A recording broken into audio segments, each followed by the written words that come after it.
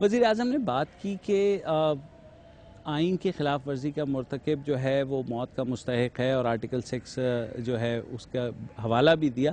تو کیا آپ سمجھتے ہیں کہ اس کیس میں وزیر اعظم آرٹیکل 6 کے مرتکب ہوں گے اگر وہ سوئس حکومت کو خط لکھیں گے جیسے کہ وہ کہہ رہے ہیں؟ دیکھیں، سوال یہ نہیں ہے کہ وہ مرتکب ہوں گے کہ نہیں. سوال یہ ہے کہ کیا انہوں نے ان کے ذہن میں یہ جینوئن بلیف تھی کہ وہ ہوں گے کہ نہیں. سوال the fact in his mind is important, not what is the reality outside the mind. اور کنٹیمپٹ میں ہوتا ہی یہ دیکھنا ہوتا ہے کہ کیا انہوں نے جینوئنلی یہ یا آنیسٹلی یہ چاہے خواہ غلط ہی پر اس پہ انہوں نے مانا، اس کو بلیو کیا یا نہیں. تو یہ بتائیں کہ کیا آپ کے خیال میں سپریم کورٹ کو یہ نہیں پتا کہ استثناء جو کہ آئین میں دیا ہوا ہے اس کو انووک کرنے کے لیے اب وہ کہہ رہے ہیں استثناء مانگا ہی نہیں گیا، تو کیا اس استثناء کو مانگنا ضروری ہے سپریم کورٹ سے؟ آپ وزیر اعظم کے وکیل ہیں. نہیں، استثناء تو مانگیں گے. اگر مانگا تو کسی نے مانگا تو وہ مانگے گا جس کو استثناء حاصل ہو. وہ تو صدر اگر کسی کیس میں ملوث ہوں تو وہ مانگیں. صدر تو اس کیس میں ہے ہی نہیں. اسی لیے میں کہتا ہوں آرٹیکل 248 کا ایشو ارائز ہی نہیں کرتا. آرٹیکل 248 سب آرٹیکل 2 جس کے بارے میں ساری بات ہے، جو صدر کے استثناء کے سے متعلق ایک شیلڈ ہے، مکمل ڈھال ہے اور شیلڈ ہے. وہ کہتا ہے کہ no criminal proceeding whatsoever shall be instituted or continued against the president or a governor during the term of his office in any court. یہاں آپ نے وزیر اعظم کی بھی مثال دی ہے کہ سابق وزیر اعظم نواز شریف کو ہائی جیکنگ کیس میں سپریم کورٹ نے بری کیا اسی اس پہ کہ ان کی بات مانتے ہوئے. تو یہاں وزیر اعظم کے استثناء کی بھی کچھ بات ہے. کیا وزیر اعظم کو بھی استثناء حاصل ہے کہ جب تک وہ پاور میں ہیں وہ اس خط کو لکھنے سے معذرت کر سکتے ہیں؟ وزیر اعظم کو ایک مشروط استثناء ہے آرٹیکل 248(1) کے تحت. اس کا 248 میں نے لکھا نہیں ہے لیکن اس کا حوالہ دیا ہے. 248 اس لیے نہیں لکھا کہ وہ ایک دم مس انٹرپریٹ ہو جاتا ہے جی 248 اس نے لکھ دیا، مانگ لیا. وہ وزیر اعظم کو جو استثناء ہے وہ فنکشنل امیونٹی ہے. پریزیڈنٹ کو ایبسولوٹ مکمل امیونٹی استثناء ہے.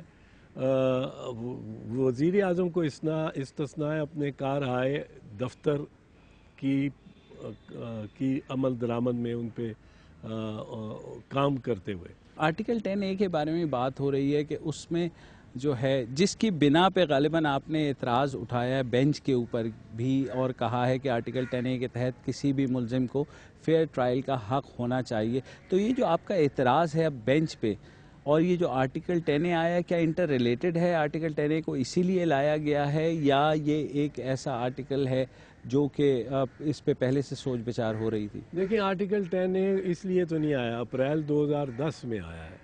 اپریل 2010 میں تو یہ معاملہ اس طرح سے نہیں تھا. لیکن NRO کا تو کیس چل رہا تھا. اور یہ کانسٹیٹیوشنل امینڈمنٹ یہ رضا ربانی صاحب نے میرے خیال میں بڑی انتہائی دیانتداری سے لے کے آئے ہیں اور کوئی ان کا موٹیو نہیں تھا. یہ قانون کے تحت پہلے بھی فیئر ٹرائل کا ایک حق ہے، ایک غیر جانبدار سماعت اور مکمل سماعت کا حق ہے پاکستان میں ہر شخص کا. لیکن اس کے سٹینڈرڈز، اس کے پیمانے جو تھے وہ مختلف لگا دیے جاتے تھے، ان میں ویریشن اور ویریبل تھے. اب 10A کے تحت ایک فنڈامنٹل رائٹ بن گیا ہے.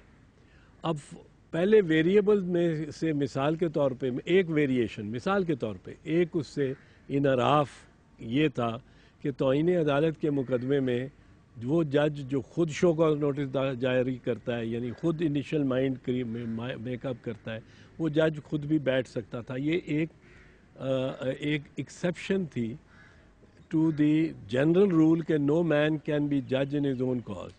10A کے مطابق، ہمارے ماننے کے مطابق، ہمارے استدعا کے اور استدلال کے مطابق، جب سے 10A آ گیا ہے ایک فنڈامنٹل رائٹ کی صورت میں، اس دن سے یہ اب ایک غیر مشروط اور کسی استثناء اور گریز اور انحراف کے بغیر کسی ایکسیپشن کے بغیر یہ لا لگتا ہے. تو 21 تاریخ کو آپ اس پہ ہی زور دیں گے؟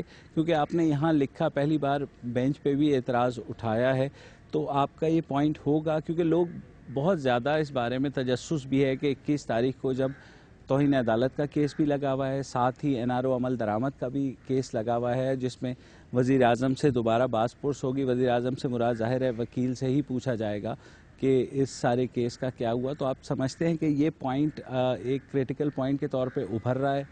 دیکھیں مبشر، اس کیس میں تو میں وکیل نہیں ہوں. عمل درآمد کیس میں تو توہین عدالت والے کیس میں وکیل ہوں. اور توہین عدالت کے کیس میں یہی ایشو اٹھایا ہوا ہے. جو اعتراض ہم نے لیا ہے کہ یہی ایشو اٹھایا ہے اور وہی بینچ ہے. اور وہ ایشو ہے کہ خط لکھا جانا چاہیے کہ نہیں لکھا جانا چاہیے، لکھا جا سکتا ہے کہ نہیں لکھا جا سکتا، اور اگر لکھا جا سکتا ہے تو کیا لکھا جانا چاہیے کہ نہیں. ہم غلط ہوں گے، ہمارا استدلال شاید غلط ہو، لیکن استدلال دینے کا آئین پہ، قانون پہ، اس پہ انحصار کرنے کا تو حق ہے نا. ہمارے وہاں یہ ہوا یہ ہے کہ آج 12:26 پہ یہ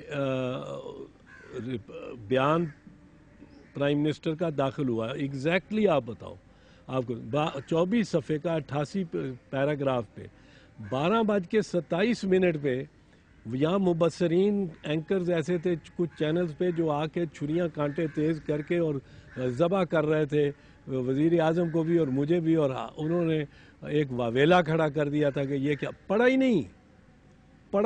نہیں. میرا رپلائی، میں صرف یہ کہتا ہوں میرا رپلائی پڑھ کے بات کریں ایک مؤدبانہ انداز سے.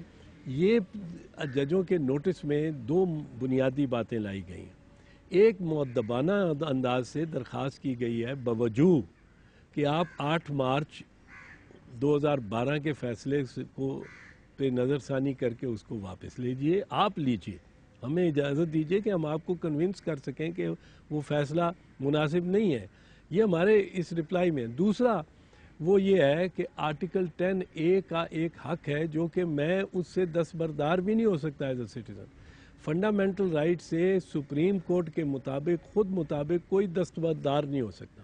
ان کے نوٹس میں لائے ہیں کہ جی اب یہ فنڈامنٹل رائٹ آ چکا ہے. پہلے ضرور توہین عدالت کے مقدمات کو جس عدالت نے نشو کا نوٹس جاری کیا، جس جج نے یا جس کی توہین ہوئی ہے، وہ خود سن سکتا تھا. اب وہ سن نہیں سکتے. اب آرٹیکل 10A کے تقاضے مختلف ہیں، آپ کے نوٹس میں لا رہے ہیں اور آپ اس کے مطابق 10A کے مطابق آپ آئندہ لایا عمل کریں.